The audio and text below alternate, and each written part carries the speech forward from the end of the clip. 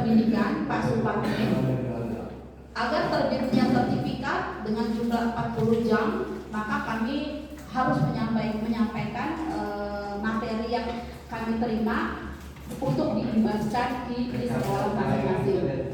Sebenarnya mohon maaf Bapak Ibu ini yang banyak yang senior ya, karena kita sesuai dengan amanat, jadi nanti kami akan bergantian. Sebelum mulai pelaksanaan pengibasan literasi numerasi dari segala berbagai macam mata pelajaran, terlebih dahulu baiknya kita untuk berdoa. Tolong Pak Abdullah Usman, orang yang memimpin doa itu pahalanya lebih besar Pak. Ya. Silakan siapa yang bersedia. Saya tunannya.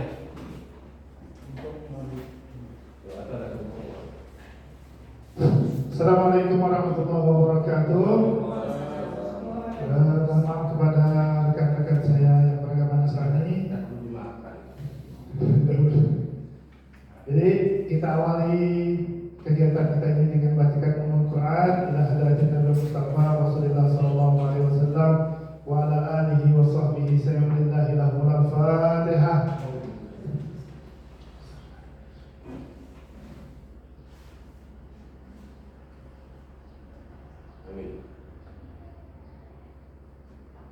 Bismillahirrahmanirrahim. Alhamdulillahirabbil alamin. Wassalatu wassalamu ala asrofil anbiya wal mursalin sayyidina wa maulana Muhammadin wa ala alihi wa sahbihi ajma'in. Wa'fu anna ya karim, wa'fu anna ya karim, wa'fu anna ya rahim. Allahumma tawwil umrana wa Allahumma tawwil umrana wa sahih ajrana wa nawwir qulubana wa tsabbit imanana wa ahsin a'malana wa wasi' arzaqana wa ilal khairi karimna wa an syarri abidna wa qdi hawaijana fid din wad dunya wal akhirah. Rabbana zalamna anfusana wa illam taghfir lana wa tarhamna lanakunanna minal khasirin. Rabbana la tuzigh qulubana ba'da idh hadaytana wa hab lana min ladunka rahmatan innaka antal wahhab. Rabbana atina fid dunya hasanah wa fil akhirati hasanah wa qina azabannar. Sallallahu ala sayyidina Muhammad wa ala alihi wa sallam. Walhamdulillahi rabbil alamin. Assalamualaikum warahmatullahi wabarakatuh.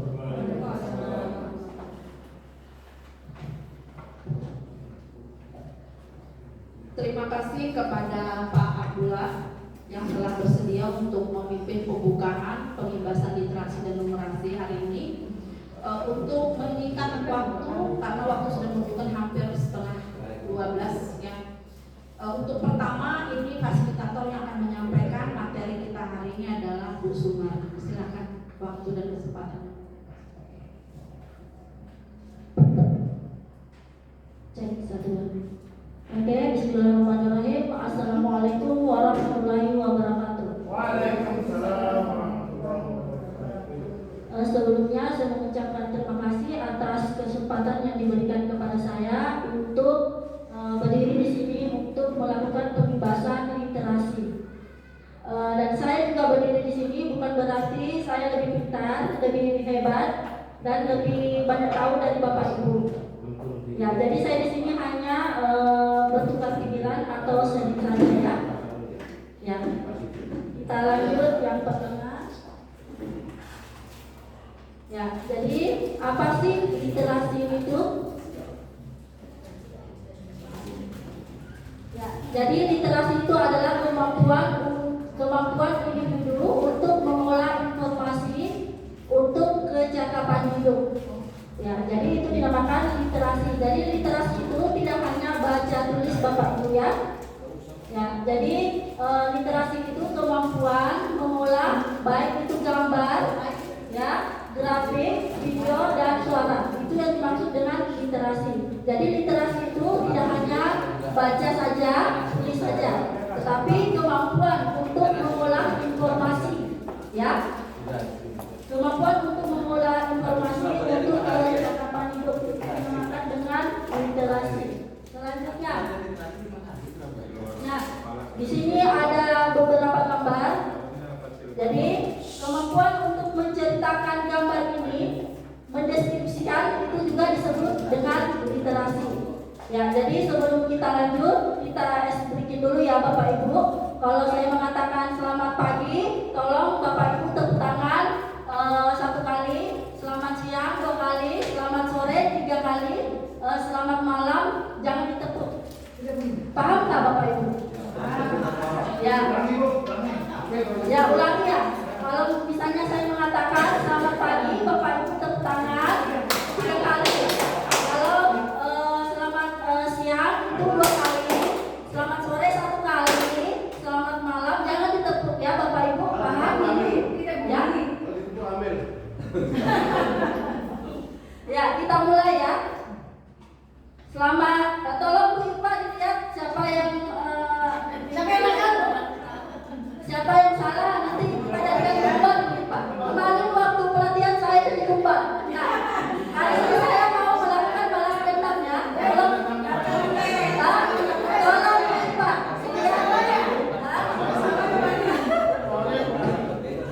Tolong Bu Ipa dilihat ya. Siapa yang salah nanti kita jadikan tumbal. Ya. Selamat pagi. Selamat siang. Selamat sore. Malam.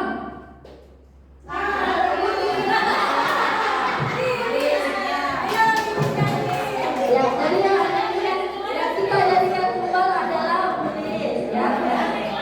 Ya, silakan Bu Lilis berdiri di depan. Ya, jadi ini adalah sebuah gambar ya. Jadi literasi itu tidak hanya baca tulis. Jadi dengan melihat gambar kita bisa mengolah informasinya.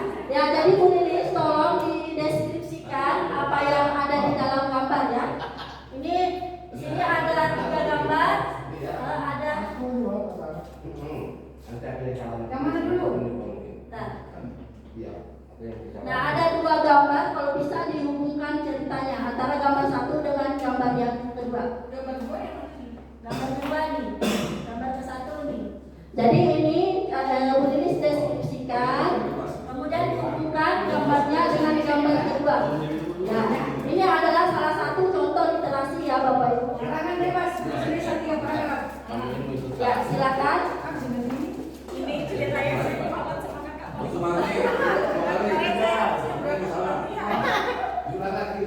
Selanjutnya Pak Dula masih baca salah katanya. Bapak Muin. Terima kasih atas balas dendamnya. Jadi kalau bisa mendeskripsikan yang tampak dari gambar ini adalah ada beberapa siswa, lebih tepatnya mungkin kurang lebih sekitar 6 siswa sedang mengumpulkan sampah. 7 orang lagi di balik jebak. Di balik Oh iya, kurang lebih 7 orang sedang memungut sampah ada penghemat dan menggunakan pakaian mereka. ada 8 yang naik ambil foto. Jadi yang terlihat di sini adalah mereka sedang mengumpulkan sampah yang ditaruh di dalam tong sampah dan dituangkan ke kantong sampah. Dan jika dihubungkan dengan foto yang kedua, kita lihat di sini bahwa busana-busana yang dipakai oleh siswa-siswa ini adalah berasal dari sampah. Jadi kalau dikaitkan daur ulang sampah dari daur ulang sampah. Jadi kalau dikaitkan dengan gambar yang pertama adalah kita menyadari bahwa ternyata sampah-sampah yang dikumpulkan oleh siswa itu bisa digunakan, salah satunya dimanfaatkan untuk membuat gaun busana daur ulang. Ya. Tepuk tangan. Tepuk tangan untuk Bu Lilis. Ya, jadi bagus ya Bu ya. Jawaban Ibu sudah betul, itu sudah literasi namanya ya. Jadi dengan melihat gambar, anak-anak bisa mengolah informasi yang ada di dalam gambar itu dinamakan dengan literasi. Nah, sekarang karena jawaban Bu Lilis betul, kita ajukan jempol ke Bu Lilis, tapi dengan tepuk salut ya. Ya, salut. Kalau saya mengatakan tepuk salut, Bapak salut. Siapa yang Salut. Siapa Salut. yang 3 kali?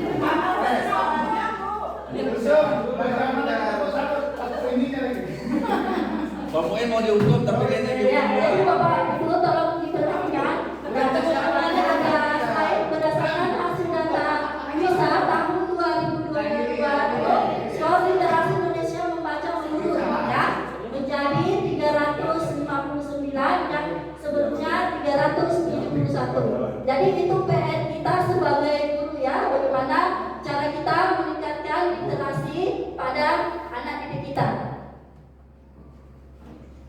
Dapat gurunya itu bujung, berarti tidak. Nah, ini peran guru dalam meningkatkan literasi. Jadi kita sebagai guru sangat berperan. Ya, bagaimana usaha kita sebagai guru?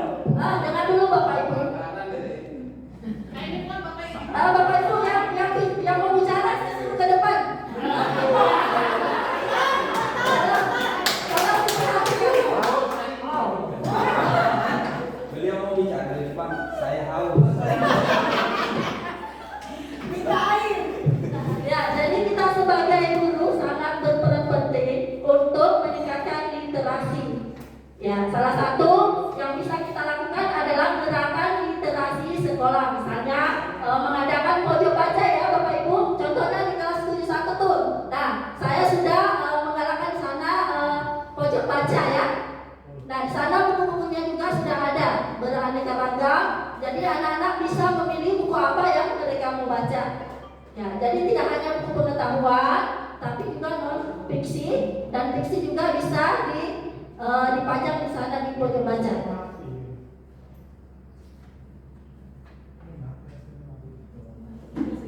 Nah, ini gerakan literasi sekolah. Nah, ada 3 tahap yang harus kita lakukan dalam menggalakkan gerakan literasi sekolah. Yang pertama adalah pembiasaan, kemudian yang kedua adalah tahap pengembangan, dan yang ketiga adalah tahap pembelajaran. Nah, mungkin sampai di sini aja yang bisa saya jelaskan. Selanjutnya akan dijelaskan oleh rekan sejawat saya yang bernama Irpa Sari. Kepada Ibu Irpa, saya persilahkan.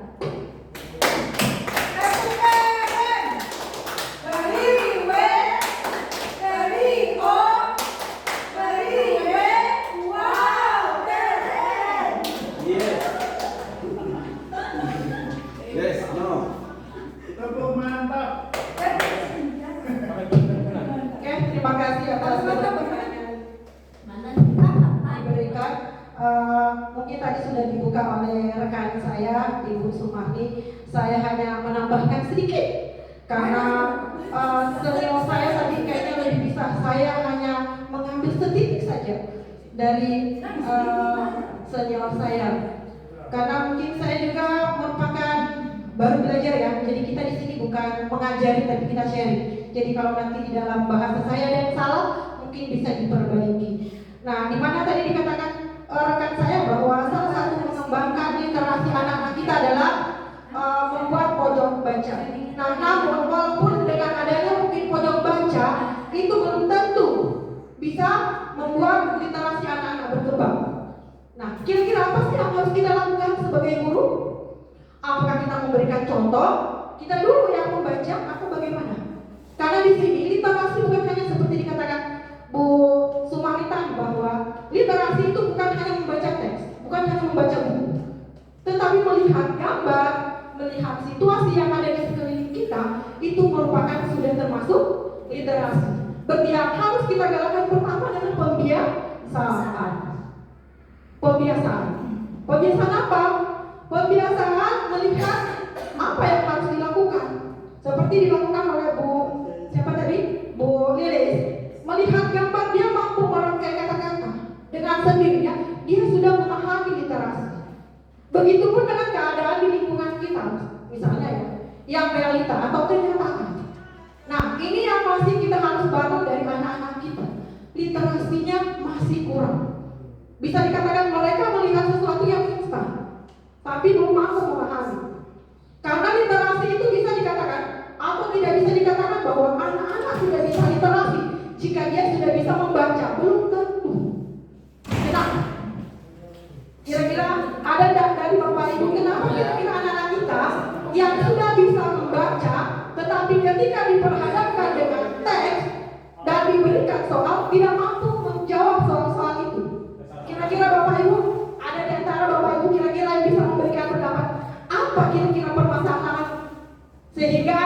kita itu sudah bisa baca sebenarnya, tapi tidak bisa menjawab soal yang diberikan. Kira-kira mungkin bisa ada dari Bapak Ibu? Oke, saya kasih nanti tepuk hadiah, tepuk salut. Nanti Bu Herna akan memberikan salutnya benar. Ini salut ada. Salut coklat. Ya, kira-kira ada dari Bapak Ibu yang bisa memberikan ini? Kami hanya mencoba memerankan seperti apa yang kami dapatkan. Karena di sana kemarin kami juga dibuat seperti itu. Jadi diberikan apa namanya? Supaya bagaimana anak-anak kita mau bertanya, sementara kita saja gurunya malas untuk bertanya. Gitu. Ya, jadi istilahnya kita memberikan dulu pemantik untuk anak-anak kita supaya ada gairah bagaimana dia mau bertanya. Jadi jangan sampai kita mengharapkan anak kita aktif membaca, mau literasi, sementara kita sendiri yang malas. Kan bisa dikatakan bahwa buatlah kita ini sebagai apa ya? Sebagai contoh bagi anak-anak kita. Oh, guru saya setiap hari mungkin masuk perpustakaan. Oh, guru saya kalau misalnya duduk-duduk mungkin sharing tentang gambar atau keadaan. Nah, mungkin Bapak Ibu kami minta mungkin supaya kita ke depannya sama-sama bagaimana membangun anak-anak didik kita supaya mereka bisa memahami, supaya nilai literasi yang tadi memang peringkat Indonesia naik, tetapi nilainya menurun. Ya. Jadi kalau bagi saya lebih baik peringkat kita menurun, tapi nilai naik. Ya. Oke, mungkin dari Pak Abdullah. Terima kasih kepada Ibu Irma. Tepuk salut. Salut, salut. Salut, salut. Salut. Salut untuk Bu Irma. Terima kasih. Oke, kira-kira permasalahannya apa Bapak Ibu? Sehingga anak kita itu malas untuk membaca atau misalnya belum bisa memahami bacaan itu. Atau namanya kira-kira apa? Ini kalau ditanya permasalahannya apa, banyak sebetulnya masalah. Terutama masalah pribadi atau apa? Ya, diungkapkan aja Pak. Kalau kita menurut anak-anak ini, terutama masalahnya yang pertama mereka terlalu banyak menggunakan HP. Gadget kan? Ini yang serius. Dibaca ya serius.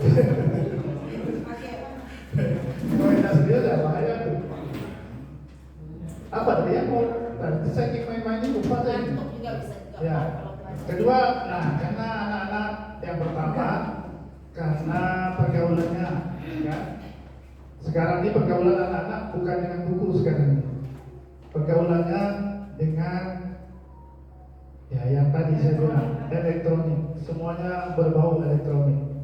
Ya, terutama apalagi kalau anak-anak seperti anak-anak kita di Tanjung Palas nih. Nah, Tanjung Palas ini lain tuh. Terus terang saja menurut saya. Di sekolah sejak mereka pegang buku. Kalau sudah sampai di rumah, wabillahi taufiq wal hidayah, bukunya tinggal digantung saja. Nah, itu dari saya. Nggak tahu lagi permasalahan yang lain mungkin bisa ditambahkan dari Bu Herna. Jadi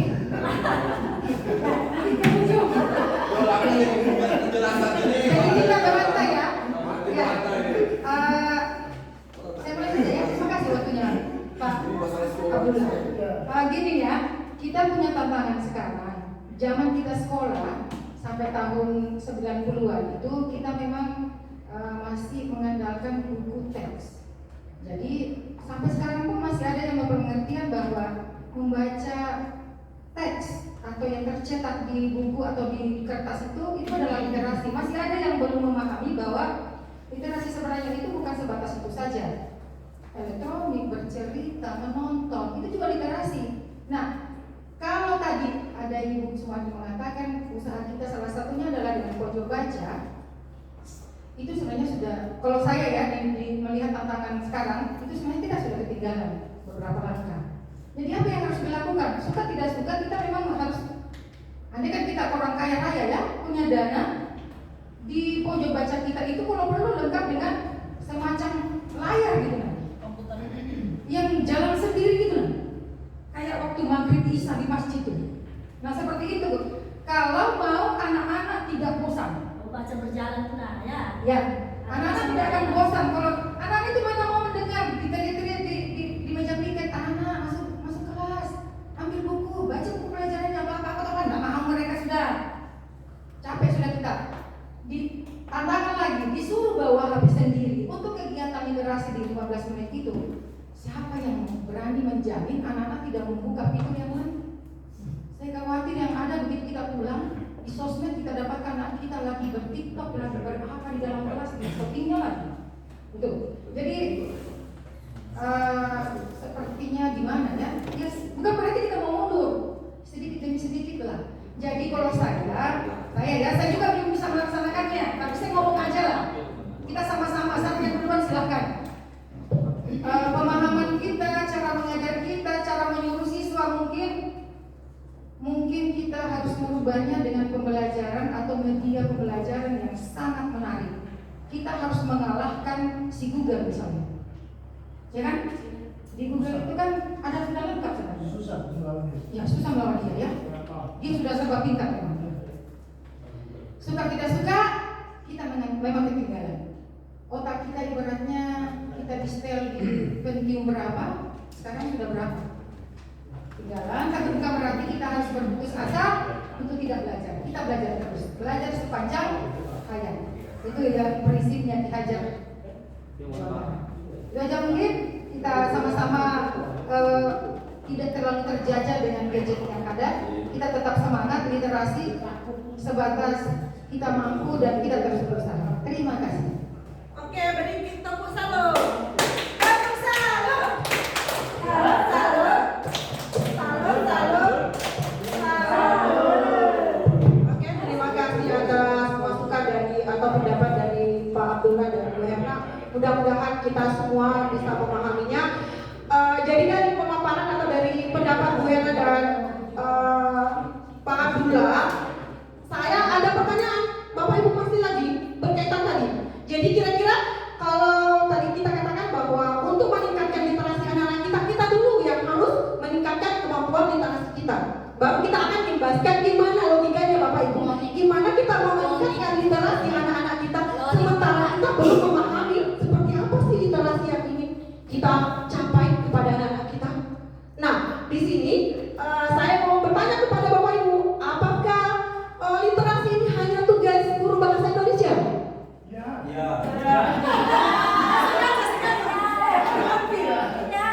Atau hanya guru bahasa Inggris?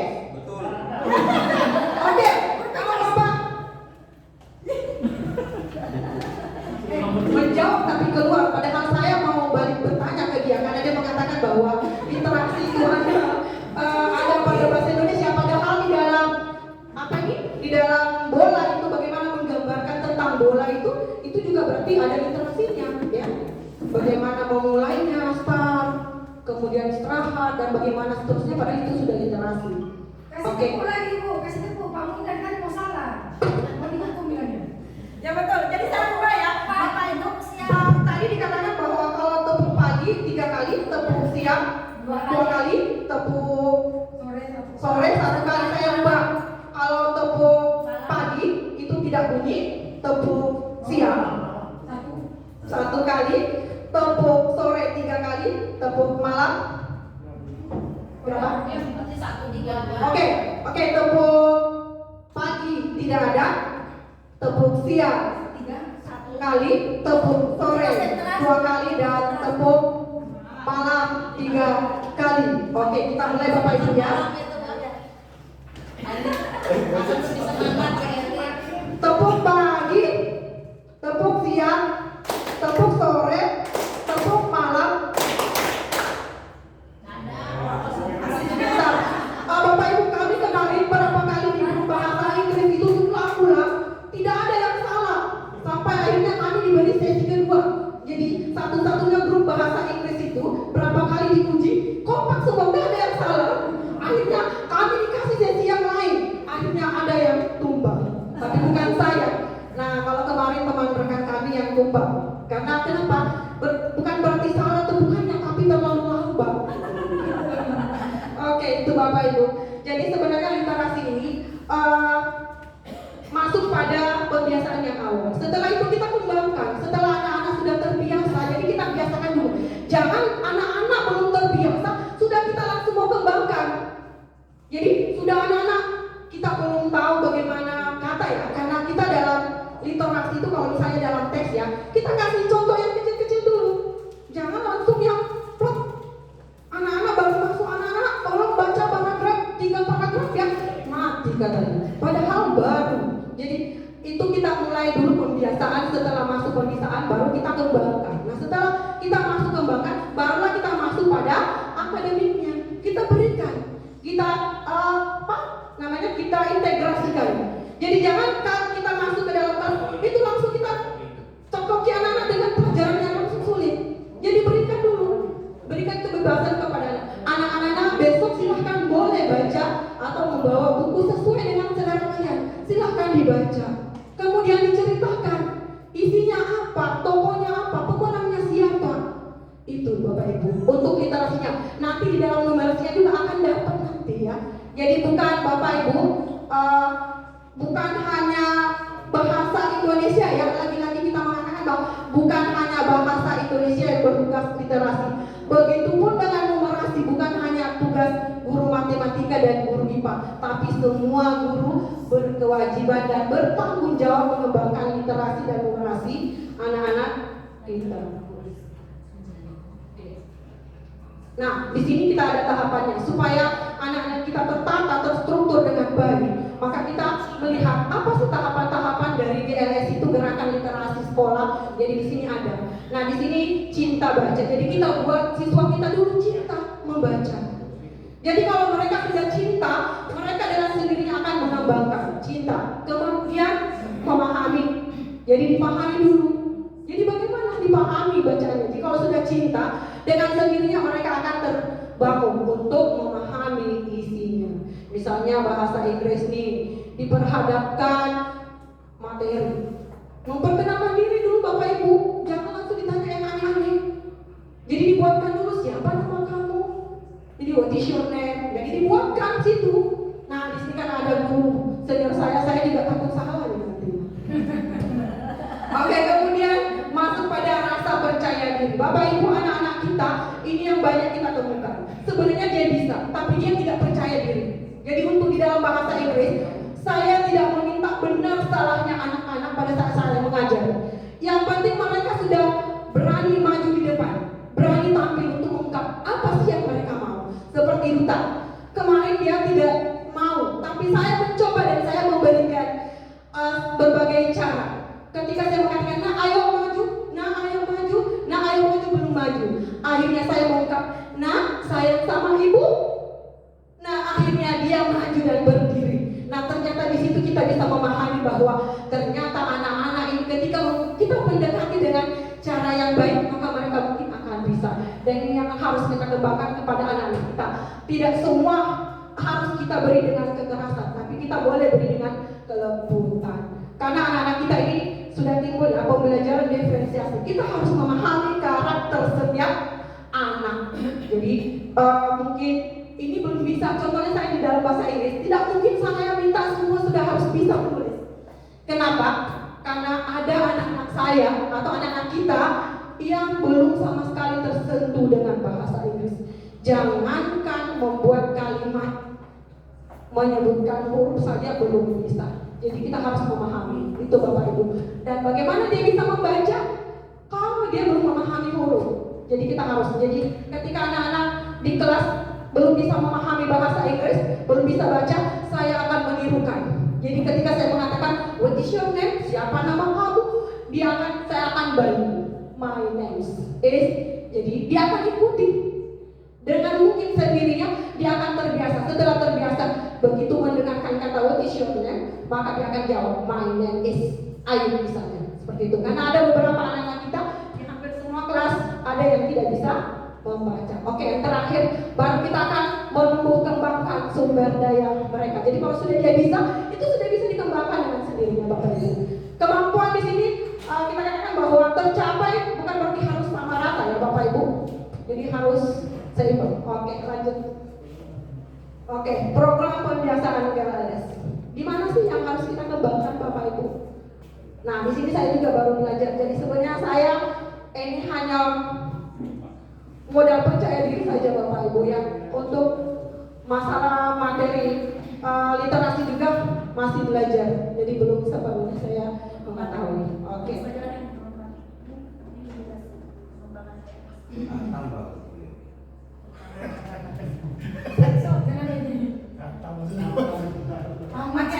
Atau ada yang mau ditanyakan, siapa tahu dari penjelasan saya ada yang belum dipaham atau bagaimana? Senior mohon izin. Mohon izin senior karena mungkin baru masuk. Nanti ketika kami menyampaikan materi mungkin ada yang tidak sesuai, kami menerima kritik. Jadi besar-besar kami buka peluang ya. Ini untuk program pengembangan GS, gerakan literasi sekolah, tanggapan lisan dan tertulis. Apa sih yang dimaksud dengan tanggapan lisan dan tertulis, Bapak Ibu? Oke, karena di dalam literasi itu bukan hanya menulis Bapak Ibu ya. Nanti kita mengatakan bahwa literasi, oh ini. Tapi ketika kita berbicara atau menanggapi sesuatu, itu berarti sudah literasi karena kita berpikir. Jadi kita melihat sesuatu, kemudian kita pikirkan, dan kemudian kita ungkapkan. Bahkan setelah kita ungkapkan, kita akan tulis karena memang di dalam bahasa Inggris itulah prosesnya: menyimak, mengungkapkan, mendengar dan pendekatan itu menyimak, kemudian menulis, mengungkapkan. Jadi di sini memang prosesnya harus seperti itu. Jadi anak-anak kita ini harus dilatih, tidak hanya menulis, tapi mereka juga dilatih untuk mengungkapkan. Berarti secara lisan. Kalau menulis secara tertulis. Oke. Kemudian yang kedua adalah membangun interaksi. Bagaimana kita akan membangun interaksi dengan anak-anak kita, Bapak Ibu? Kira-kira interaksi itu berarti kita berkomunikasi ya. Kalau di dalam kelas Bapak Ibu, mungkin kalau di dalam saya interaksi ini banyak. Karena mungkin anak-anak juga dalam dialog. Karena di dalam bahasa Inggris itu mereka harus dialog, bertanya, menjawab. Jadi ada namanya ask question and responses. Jadi meminta pertanyaan atau bertanya, kemudian direspon. Itu kalau di dalam bahasa Inggris itu membangun interaksi. Kemudian kemampuan berpikir kritis. Ada yang bisa memberikan sedikit apa sih yang dimaksud dengan kemampuan berpikir kritis, Bapak Ibu?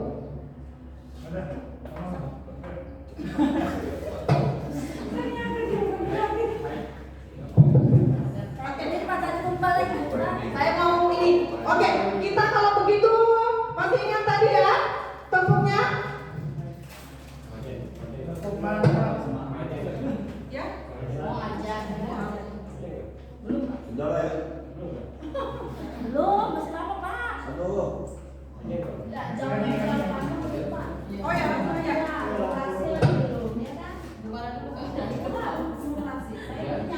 Berarti langsung selesai aja ya? Bapak Ibu berpikir kritis di sini tadi itu sudah dijelaskan sama Bu Sumaki, sudah diberikan contoh gambar ya. Itu sudah merupakan kemampuan ya berpikir kritis. Jadi anak-anak sudah mampu menggabungkan gambar satu dengan gambar dua. Jadi bisa dikatakan ketika dilihat sepintas tidak ada hubungannya, tetapi secara dia mampu mengembangkan literasinya, dia akhirnya mampu membuat menyambung-nyambungkan. Kalau kami kemarin, yang kami diberikan kemarin itu malah lebih parah Bapak Ibu. Diperhadapkan Abdul Muti, Pak Menteri Muti, kemudian habis itu gambar sepak bola. Saya berpikir apa hubungannya Pak Menteri dengan sepak bola? Ternyata ketika dari bahasa Indonesia menjawab, oh iya ya nyambung juga. Ternyata dia menggantikan Pak Menteri Muti, ini digantikan oleh menggantikan Pak Nadiem Makarim, di mana Pak Nadiem Makarim ini adalah salah satu pemain sepak bola. Ternyata ke situ arahnya. Saya tidak berpikir sampai ke situ Bapak Ibu. Ternyata itu yang mungkin dikatakan mampu berpikir kritis. Oke.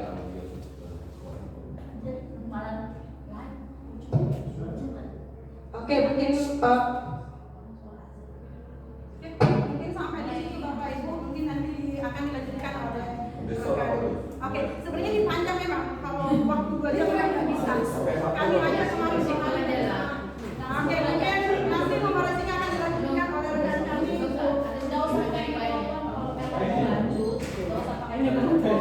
Biar suaranya kita kan. Materi kita.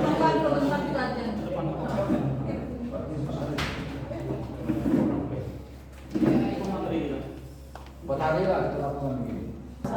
Dan selamat siang Bapak Ibu. Insya Allah berikutnya adalah tentang numerasi. Ya. kuantitatif.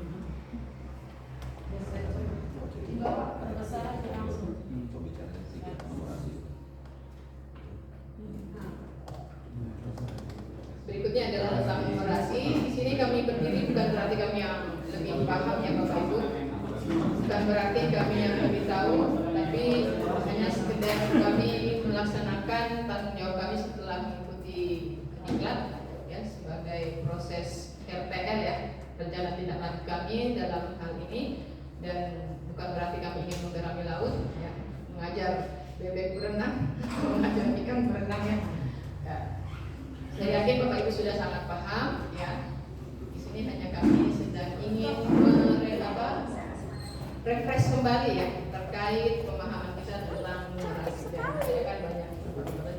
Oke, ada beberapa hal yang nanti kita akan bahas di sini. Yang pertama, miskonsepsi pada numerasi. Yang kedua, konsep dasar numerasi. Yang ketiga, numerasi dalam lingkungan. Dan yang keempat, numerasi terintegrasi pada mata pelajaran lain. Baik Bapak Ibu, terlihat pada gambar ya. Apakah gambar-gambar ini merupakan numerasi? Ya. Di sebelah kiri atas itu ya, ada beli 1 diskon 20% atau beli 2 gratis 1 gitu ya. Ini adalah bahasa marketingnya. Oke, ini numerasi. Kemudian ada voucher mager di rumah. Insya ini adalah juga marketing yang disampaikan oleh Sophie ya. Kemudian gambar berikutnya, kecilin AC-nya dong. Namanya kalau kecilin AC-nya dong berarti gimana? AC-nya dikecilkan. Berarti ya kita menurunkan suhunya begitu kan. Ya, dari 19 mungkin jadi 16. Yang di bawahnya pun juga demikian, kita lihat ada proses seorang apa namanya ini? Supir ya. Ini adalah merupakan semuanya aktivitas numerasi yang dilakukan sehari-hari kita.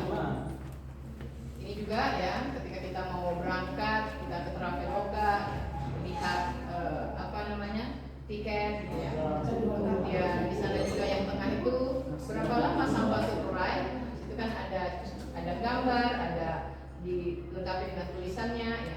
Ini juga merupakan bagian dari literasi. Kemudian yang paling ujung sana ya ada khasiat penggunaan dalam sebuah obat gitu ya, aturan minum 3 kali sehari 2 sampai 4 kapsul. Jika literasi seseorang itu bermasalah, maka bisa jadi dia pahami ya 3 kali sehari, atau kadang dia terbalik gitu ya, dalam 1 kali, maksudnya gini, 3 kali 1 gitu ya, 3 kali 1 ya, 3 kali dalam sehari itu 1 tablet ya, setiap pagi minum 1 tablet, siang 1 tablet, malam 1 tablet. Kalau pemahaman itu numerasinya bermasalah, maka bisa jadi dia melakukan 1 tablet ya, sekali minum ya 3 tablet, ini menyebabkan kemudian overdosis gitu. Maka numerasi sangat perlu ya. Di sini juga kita melihat ya di bungkus kemasan Indomie misalnya itu ada cara penyajian dan sebagainya ya. Ketika kita melihat perakhiran cuaca di HP kita, juga terkait di bawah itu ada pakaian-pakaian itu ya, merupakan juga bagian dari numerasi ya. Apa kira-kira numerasi dari pakaian itu? Saya ya, saya laki-laki ada perempuan dan sebagainya ya. Jangan Bapak Ibu gunakan HP-nya masing-masing. Coba kita lihat di barcode ya. Mungkin nanti bisa terlihat di situ ada beberapa pertanyaan untuk dijawab ya. Kira-kira bagaimana pemahaman kita tentang numerasi? Bisa. Saya langsung dibuka. Langsung. Siapa yang jaga? Bisa pakai enggak dia buka barcode sampai kan nanti langsung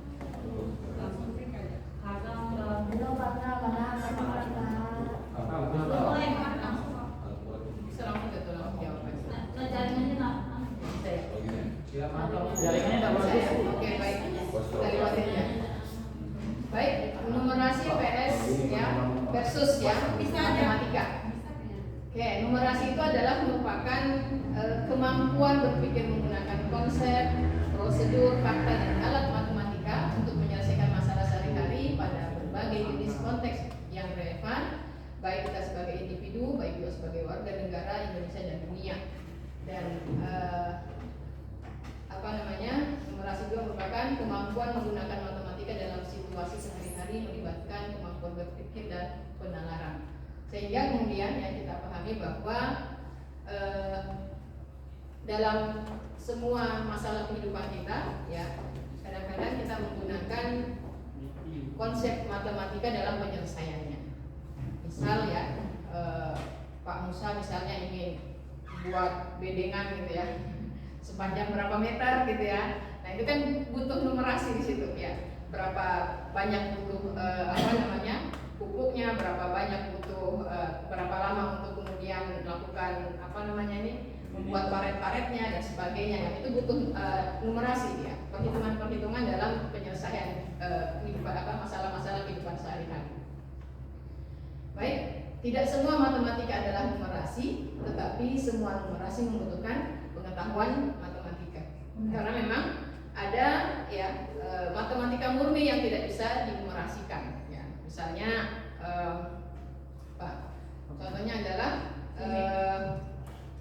misalnya kalkulus gitu ya, tentang integral ya, ada diferensiasi gitu dan sebagainya, itu agak diferensial gitu ya. Kadang-kadang ya membutuhkan sesuatu yang sangat rumit gitu ya, dan itu khusus matematika murni. Kita lihat di gambar di sebelahnya itu bahwa matematika itu melingkupi numerasi gitu. Artinya begini, dalam hakikat matematika dikatakan seperti ini, bahwa matematika itu adalah rajanya ilmu dan dia juga adalah sebagai pelayan ilmu. Ya, artinya ketika kita menyelesaikan masalah-masalah dalam bidang-bidang ilmu yang lain, ya kadang-kadang atau biasanya kita menggunakan konsep-konsep matematika dalam menyelesaikannya. Misal, yang menghitung kepadatan penduduk, ya itu biasanya menggunakan rumus ya, dan itu menggunakan perhitungan jumlah penduduk dibagi luasan daerah ya, Ibu ya. Kalau kepadatan penduduk itu IPS ya, seperti itu. Nah, itu menggunakan numerasi dalam penyelesaiannya.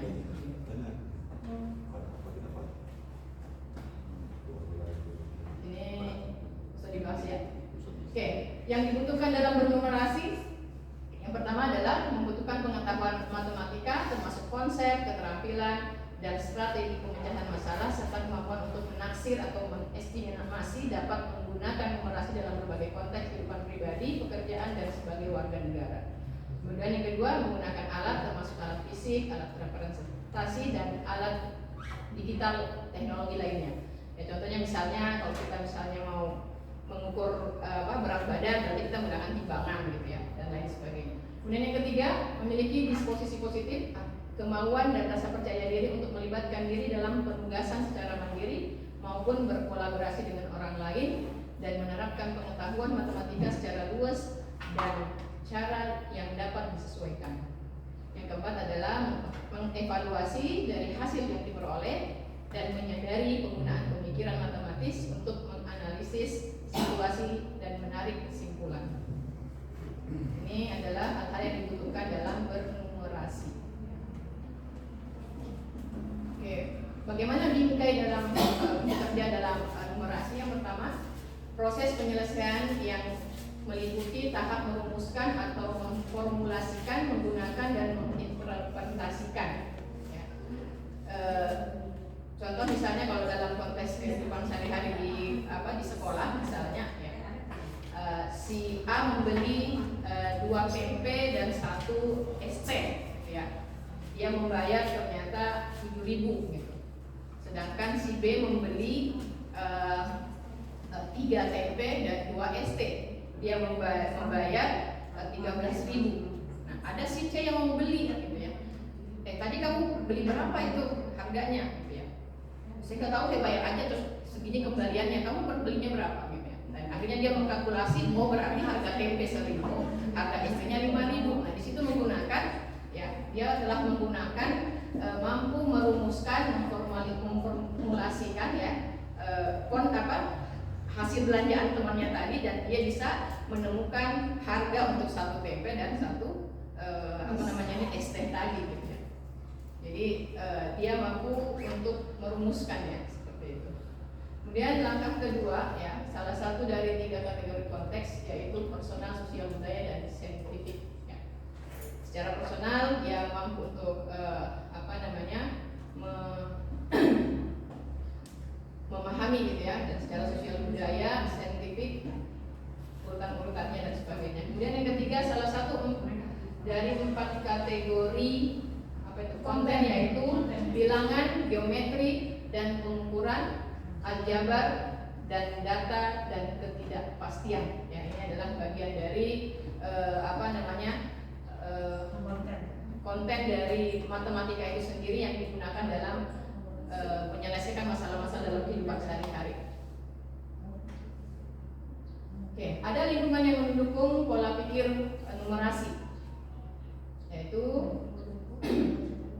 disposisi produktif, kecenderungan kebiasaan untuk melihat matematika atau numerasi sebagai sesuatu yang masuk akal, berguna, dan berharga, ditambah dengan keyakinan untuk berhasil dari diri sendiri ya.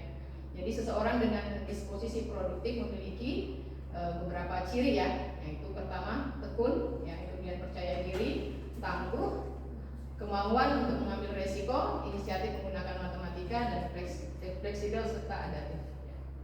Jadi seseorang kalau misalnya nggak mau tekun ya, tidak akan selesai tuh menyelesaikan masalahnya, karena dibutuhkan ketekunan ya, dan tentunya juga percaya diri gitu. Ketika mereka mengalami permasalahan dan belum selesai, nah dibutuhkan ketangguhan. Apakah dia tetap tangguh dalam menyelesaikan masalah-masalah yang mereka hadapi, dan seterusnya.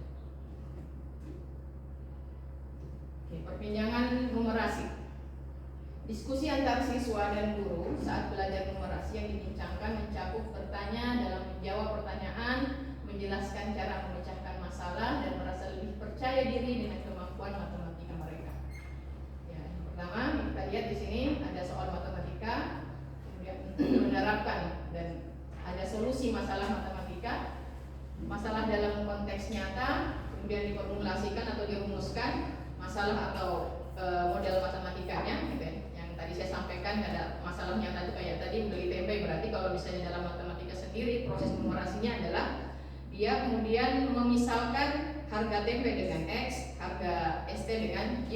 Maka untuk kasus yang pertama si A tadi beli ya, 2X tambah 1Y sama dengan 7.000 ya gitu. Kemudian kalau untuk kasus siswa yang B berarti 3X ditambah 2Y sama dengan 13.000. Nah dari sana dia akan menemukan model matematikanya, sehingga dengan melakukan eliminasi atau substitusi maka mereka bisa mendapatkan solusi matematikanya, yaitu berupa solusi nyata. Dia paham berapa harga tempe dan berapa harga ST-nya gitu ya.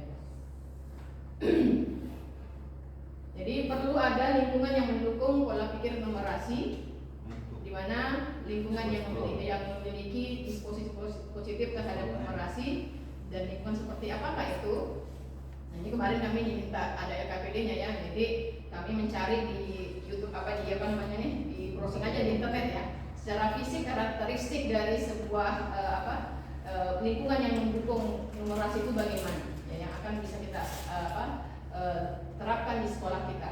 Oke, langsung saja Bapak Ibu. Lingkungan yang mendukung pola pikir numerasi yaitu adalah lingkungan yang mampu meyakinkan peserta didik bahwa mereka memiliki kemampuan numerasi yang dapat dikembangkan melalui usaha atau ketekunan, serta membentuk sikap positif dalam menerima tantangan, bertahan dalam kesulitan, memandang usaha dan kerja keras sebagai jalan menuju kesuksesan, belajar dari kritik, dan menemukan inspirasi kesuksesan orang lain. Ini adalah lingkungan yang berarti lingkungan positif ya Bapak Ibu ya, sehingga anak-anak kita mau untuk bernumerasi. Kemudian strategi pembelajaran untuk menerapkan kemampuan numerasi. Nah, di sini adalah yang pertama, kita sebagai guru berarti kita tentukan tujuan pembelajaran apa nih yang kemudian bisa ada mengandung numerasi. Karena ternyata tidak semua tujuan pembelajaran yang ada dalam mapel kita itu bisa dinumerasikan. Ya, berarti untuk hal-hal yang bisa dinumerasikan maka kita tampilkan numerasinya sehingga kemudian siswa juga memiliki kemampuan itu. Pertama adalah tadi tentukan tujuan pembelajarannya, kemudian cek apakah ada kesempatan menerapkan kemampuan numerasi dalam kehidupan sehari-hari, dan tidak semua topik harus ada penerapan numerasinya. Pilih topik yang sesuai untuk diterapkan kemampuan numerasi. Oke, strategi pembelajaran dengan lingkungan numerasi. Jadi pengalaman numerasi yang dimiliki siswa dimiliki murid itu kita gunakan ya sebagai ide atau topik untuk membuat infografis ya yang kita sampaikan kepada anak-anak kita, dan dari sana mereka bisa kemudian digunakan ya, itu kita gunakan sebagai dalam pembelajaran numerasi sebagai konteks pembelajaran kita. Jadi kita mencari bentuk infografis infografis ya yang sesuai dengan materi atau tujuan pembelajaran yang ingin kita capai. Baik, yang terakhirnya bahwa numerasi itu terintegrasi pada mata pelajaran lain. Tadi disampaikan ya bahwa matematika itu adalah rajanya ilmu sekaligus pelayan ilmu, begitu. Sehingga dia senantiasa ada melengkapi ya, senantiasa ada melayani ilmu-ilmu yang lain dalam menyelesaikan masalah-masalahnya. Maka kemudian numerasi terintegrasi pada mata pelajaran lain. Nah, contohnya adalah kita lihat dalam pelajaran IPA ya. Misalnya mengajukan hipotesis berdasarkan generalisasi yang dibuat dari data yang ada, mengembangkan ketepatan dalam mengukur. Nah, ini proses mengukur, ini juga merupakan numerasi.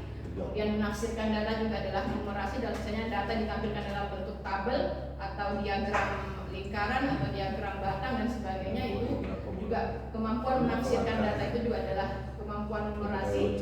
Kemudian mengidentifikasi pola di alam ya. Kemudian perilaku dan menggunakan rumus dan perhitungan.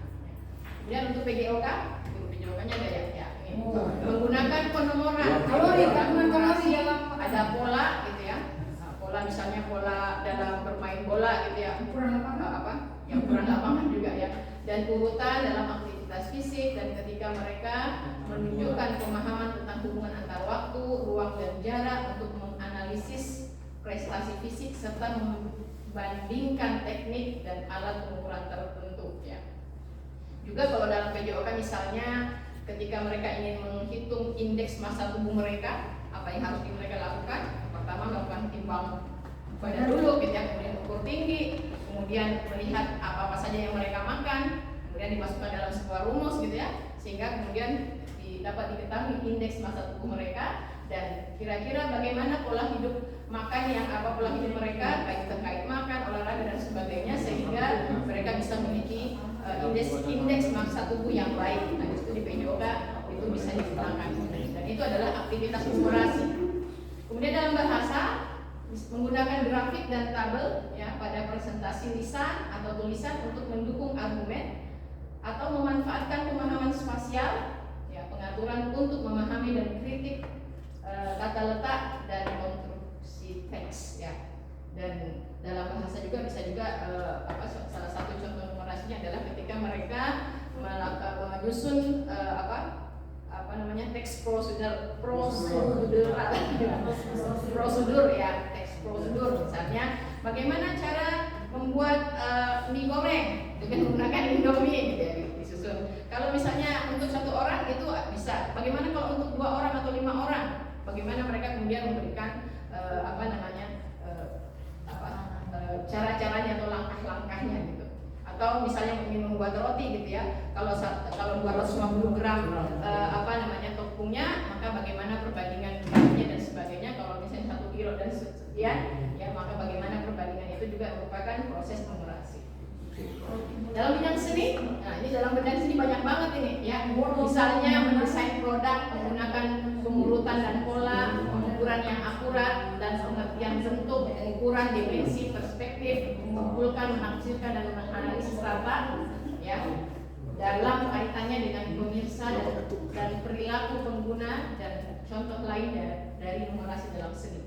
Jadi anak-anak kalau misalnya mau melukis Kan itu ada keseimbangan tuh. Kalau misalnya melukis yang biasanya kan kita itu melukis gunung ya, maka ada garis tengah yang dibuat, berarti di sini adalah pantainya, yang sini adalah gunung gitu ya.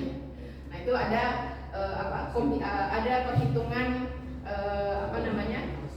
rasio gitu ya, rasio di mana ada garis tengahnya dan sebagainya. Semuanya menggunakan numerasi dalam hal ini. Kemudian kalau kayak kemarin ya, anak-anak membuat gaun ya, itu kan ada konsep keseimbangan ya, konsep kalau misalnya dalam matematika itu adalah simetri gitu ya. Baju yang mereka buat harus simetri kiri dan kanan, itu adalah merupakan juga numerasi. Ketika mereka numerasi kurang bagus gitu ya, maka bisa jadi baju yang mereka buat tidak seimbang kiri dan kanan gitu ya. Kemudian IPS menggunakan dan memahami konsep waktu saat peserta didik menggunakan pola, lokasi dan kemampuan spasial dalam membuat dan memahami peta, dan peserta didik mengumpulkan dan menganalisis data untuk pengambilan keputusan sosial ya. Jadi contohnya misalnya untuk daerah yang padat penduduknya dan untuk daerah yang tidak terlalu padat penduduknya, maka pasti kebutuhan akan fasilitas kehidupan untuk di daerah yang padat penduduk dan yang tidak padat penduduknya itu berbeda. Maka dibutuhkan analisis data agar kemudian keputusan sosial yang diberikan itu pun menjadi keputusan-keputusan yang bijak. Kemudian bahasa asing, menggunakan dan memahami pola, keteraturan dan hubungan di dalam bahasa ketika peserta didik mengembangkan pemahaman konsep seperti waktu, bilangan, dan ruang dalam budaya yang berbeda. Bahasa asing, ya kurang lebih dengan bahasa ya, semua bahasa Indonesia pun demikian ya, kurang lebih ya. Nah, pasti juga menggunakan numerasi dalam penyelesaian masalahnya. Oke. Di acara kami kemarin kami diminta untuk mengisi membuat LKPD ya, dengan menyampaikan apa tujuan pembelajarannya dan kemudian menyampaikan apa aktivitas numerasi yang digunakan di dalam tujuan pembelajaran yang ada. Nah ini bisa Bapak Ibu lihat ya, dengan tujuan pembelajaran PGOK peserta didik dapat menerapkan pola perilaku hidup sehat dan dengan memilih makanan bergizi dan seimbang. Maka aktivitas numerasinya di situ menggunakan konsep pecahan ya, perbandingan untuk menjelaskan proporsi makan dengan gizi seimbang. Tadi yang dijelaskan bahwa ketika IMB-nya sekian, berarti mereka melihat bahwa IMB saya ini tidak ideal nih, maka agar ideal bagaimana gitu. Sehingga pola makan atau pola hidupnya pun harus diperbaiki dengan mengikuti yang dianjurkan gitu dalam kesehatan. Untuk bahasa misalnya, peserta didik mampu menjelaskan hal yang dihadapi oleh tokoh cerita pada teks narasi. Jadi menggunakan teks narasi yang mengandung konsep bilangan, misalnya cerita tentang kancil dan buaya. Kira-kira apa itu? Ya kancil buaya. Lompat. Buayanya berbaris. Kancilnya satu, dua, tiga. Itu ada numerasi. Dalam mata pelajaran Indonesia. Dalam PKN ya, pendidikan Pancasila juga ada ini. Dalam peserta didik mampu menerapkan nilai Pancasila di lingkungan keluarga, maka aktivitas numerasinya menyusun pembagian tugas dan jadwal masing-masing anggota keluarga dengan menggunakan tabel. Ya. Kemudian yang pas, ya peserta didik dapat membedakan antara hewan dan tumbuhan sesuai dengan bentuk dan ciri-cirinya. Itu aktivitas numerasinya mengidentifikasi perbedaan hewan, tumbuhan dengan menggunakan tabel dan menempatkan jenis-jenis satuan ukuran. Ya, ini nanti ya harapannya Bapak Ibu kita semua ya bisa menampilkan ya aktivitas numerasi. Kalau bisa kita tampilkan di dalam modul ajar kita atau RPP kita gitu, untuk menampilkan apa aktivitas numerasi yang diberikan. Kalau dalam bidang agama ya ada ya, kalau misalnya agama Islam dalam hal belajar zakat 2,5% itu menggunakan apa? Ada bilangan desimal di sana, ada persentase, ada pecahan gitu ya. Menggunakan hasil perkalian, hak waris juga demikian, juga menggunakan itu ya. Cara masuk surga. Cara masuk surga muncul. Apa Pak? Cara masuk surga. Cara masuk surga ada ya, ada rumusnya ya. 17 rakaat. 5 1 2 berapa kali? 5 kali saya. Tugas kita bersama Bapak Ibu untuk kemudian bisa menerapkan numerasi tampilkan aktivitas numerasi dalam ketika kita mengajar di kelas ya. Jika memang itu bisa dikaitkan dengan numerasi atau matematika dalam penyelesaian masalahnya. Oke, insya Allah itu. Thank you Bapak Ibu, terima kasih banyak. Mohon maaf lahir batin. Assalamualaikum warahmatullahi wabarakatuh.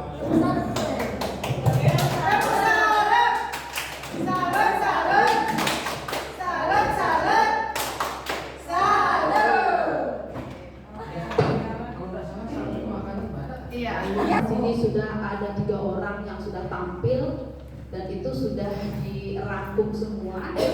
Saya di sini cuma sedikit saja untuk menambahkan karena juga melihat waktu ya.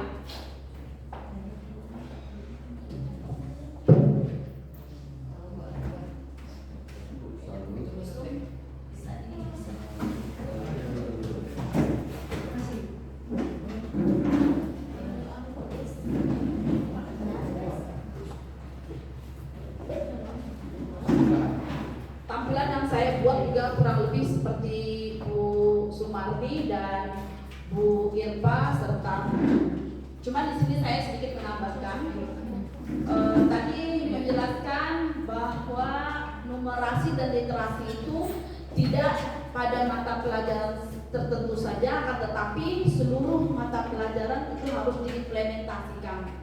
Nah sekarang di sini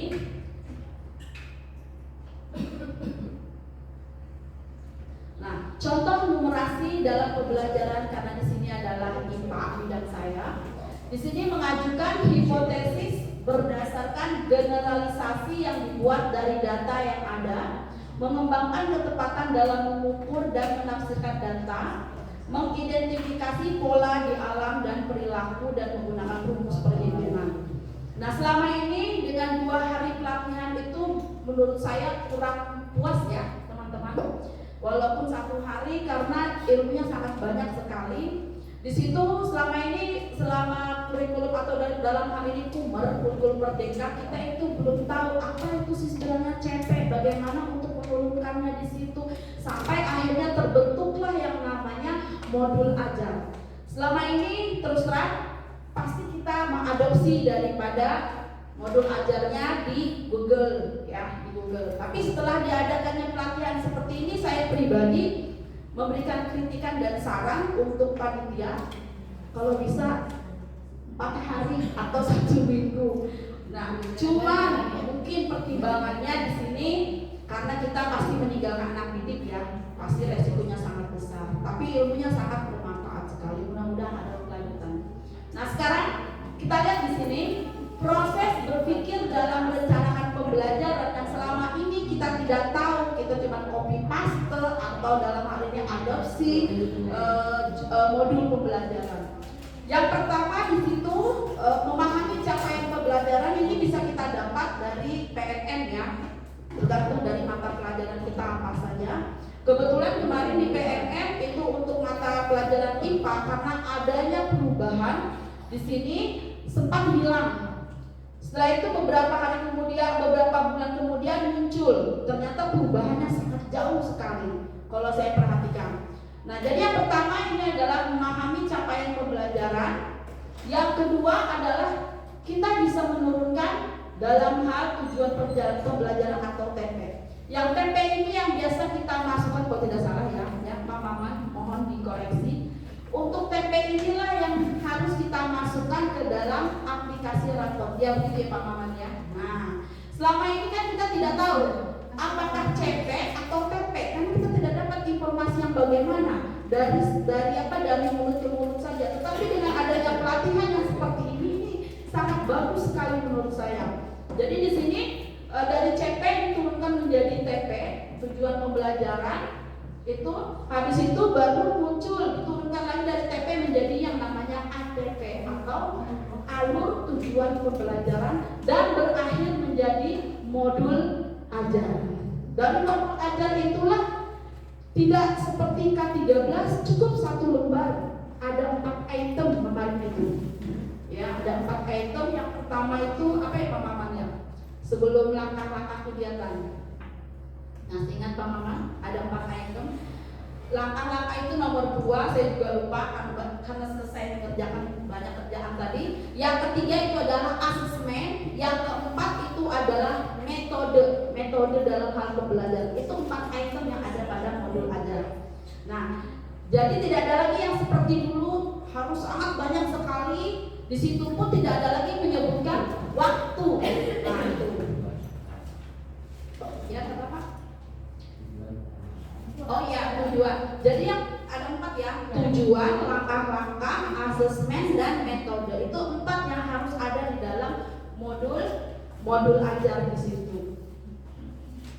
Nah, ini contoh untuk mapel IPA. Di dalam elemen mapel IPA itu ada 2, yaitu pemahaman konsep dan keterampilan proses. Nah, untuk capaian pembelajarannya, tujuan capaian pembelajarannya, karena di sini kita menggunakan misalnya alat ukur. Peserta didik menggunakan alat bantu pengukuran untuk mendapatkan data yang akurat dan memahami adanya potensi kekeliruan dalam penyelidikan. Ini bisa kita uraikan ke dalam tujuan pembelajaran. Nah, adapun kompetensinya di sini itu adalah peserta didik memahami. Memahami itu kalau kita lihat tabel KKO itu berarti termasuk C2. Nah, materinya apa? Materinya adalah pengukuran. Tujuannya apa? Ini banyak sekali ya. Dari CP itu bisa kita turunkan menjadi tujuan pembelajaran apa-apa. Apa saja? Apakah kita ingin mengenal dulu apa-apa saja yang alat ukur yang ada di sekitar lingkungan kita. Kebetulan saya di lab IPA di sini sering memperlihatkan kepada anak-anak alat ukur apa saja yang ada di lingkungan kita di sini. Jadi saya kadang-kadang mengajar tidak perlu jauh-jauh ke ruangan karena disinilah fungsinya laboratorium IPA. Ya, contoh seperti yang ada di depan ini. Ini kesian sudah nih. Ini yang tahun dulu yang kita sore bawa ke sana kemari, bawa ke sana, akhirnya lepas 1. Nah, jadi jangan heran ya. Yang kedua, ini adalah peserta didik mampu melakukan klasifikasi makhluk hidup dan benda berdasarkan karakteristik yang diamati. Anak-anak bisa melihat, memahami. Kita bisa berada bawa anak-anak ke lapangan, mengamati lingkungan yang ada di sekitarnya itu dengan menggunakan kuadran. Kuadran 1, kuadran 2, kuadran 3 itu dibagi kelompok. Tolong diamati apa saja yang ada di situ makhluk hidupnya. Nah, di situ materinya setelah mereka di lapangan mereka mampu mengklasifikasikan makhluk hidup itu apa. Habis itu tujuan pembelajarnya jelas, ya. Jadi ini pemahaman konsep, adapun keterampilan ini pasti berhubungan dengan misalnya contohnya pengukuran, berarti langsung praktek. Contoh, kita lihat di sini, kita bagi kelompok misalnya. Berapa kelompok satu kelompok itu ada berapa siswa? Silahkan ukur apa yang dia mau. Apakah itu mengukur meja, panjang meja, habis itu apakah dia mengukur papan tulis, nanti akan terlihat terbagi yang mana satuan baku, yang mana tidak satuan baku dalam hal ini. Nah itu. Nah ini adalah mungkin bapak-bapak dan ibu-ibu sudah tahu ya, terutama kalau guru bahasa Indonesia ya Bu ya, bahwa ini adalah tata kerja operasional atau KKO. Jadi ini harus ingat. Walaupun kalau kita karena kita ini sudah faktor U ya, pasti banyak sekali memori yang perlu kita ingat. Ini bisa kita simpan agar kalau kita bikin modul ajar kita bisa lihat lagi. Oh, ini yang namanya KKO C2 dalam hal elemen pemahaman tadi maupun keterampilan. Nah, itu saja kiranya materi yang saya sampaikan hari ini menyangkut mapel IPA untuk numerasi dan literasi, karena tadi teman-teman saya sudah merangkum semua. Sebelum berakhir, ada yang tanyakan? Duluan deh. Apa diulang? Ya, terima kasih kepada Ibu Manda. Sebelumnya, ya, tepuk mantap. Mana tepuk mantap? Ya, tepuk mantap. Mantap. Ya, terima kasih kepada Ibu. Yang saya sanggupi Ibu jadi kalau bapak-bapak Tadi saya mau koreksi sedikit. Karena tadi katanya dari nonton IPA itu ya. Tapi terakhirnya kok thank you itu. Itu